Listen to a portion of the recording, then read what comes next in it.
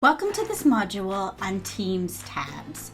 And if I'm being honest, Teams tabs is one of my favorite features of Microsoft Teams because it works so incredibly well for the teacher in the classroom. And what Teams tabs allows you to do is to really highlight or focus in on some work that you might be doing that day or that week. But Teams tabs is meant to be fluid, which means you should put work up as needed, but also take it back down so that it becomes a place where students know that, hey, we're working on this right now.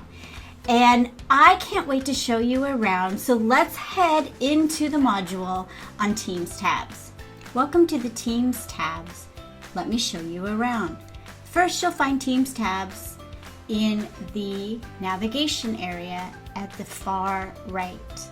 You can access it by pressing the big Add button at the end. Once you click it, a window will appear with a dashboard of different apps you can choose from. While all of these apps are not for education, there are many that are, including Flipgrid, Buncee, Nearpod, Quizlet, Pear Deck, Wakelet, and there are others in there that you can find using the search feature. You can even add something you want to highlight for students by using the website feature.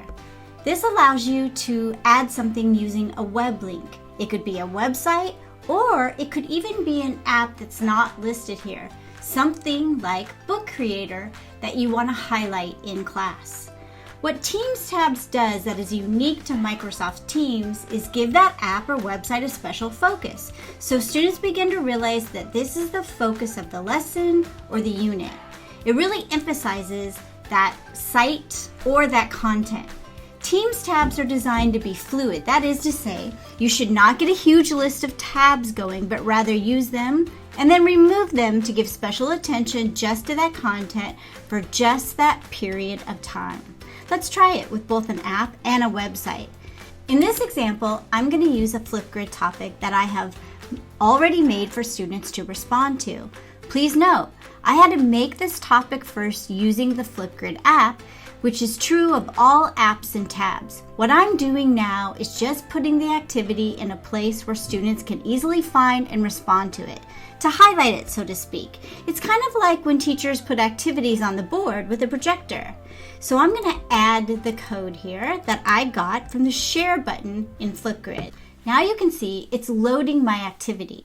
Once I save it, it's going to place it inside of my Teams. And so my students can actually respond to this particular topic straight from that Teams tab.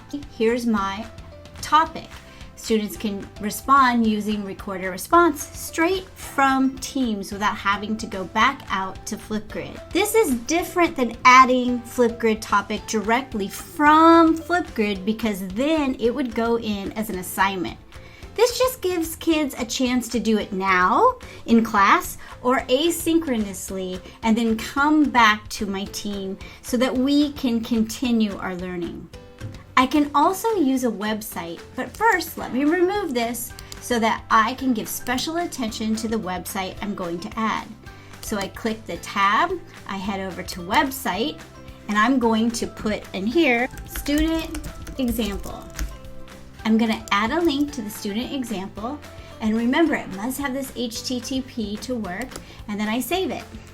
It becomes a tab in my navigation bar, and now I can show students something that a student created from last year as a good way to get inspiration for the work we're going to do in the same app called Adobe Spark. But now that we're done, I'm going to go ahead and remove it so that my navigation area stays pretty clean.